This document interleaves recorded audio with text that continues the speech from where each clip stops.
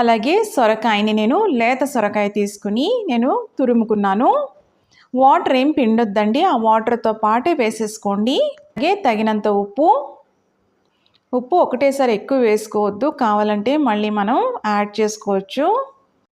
కొద్దిగా పసుపు, అలాగే కొద్దిగా కారం. ఆల్రెడీ మనం పచ్చిమిర్చి వేసుకున్నాం కదా, సో కొద్దిగా మాత్రమే కారం పడుతుంది.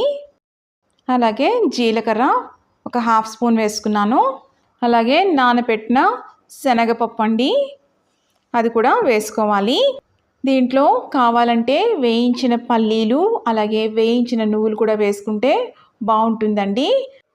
ఇక్కడ సొరకాయలో ఆల్రెడీ వాటర్ ఉంది కాబట్టి కొద్దిగా వేడి నీళ్ళు వేసుకొని కలుపుకుంటే సరిపోతుంది. వేడి నీళ్ళు మాత్రం కంపల్సరీ యూజ్ చేయాలండి, దానివల్ల చక్కగా క్రిస్పీగా మనకి వస్తుంది ఆ సర్వపిండి చేసిన తర్వాత.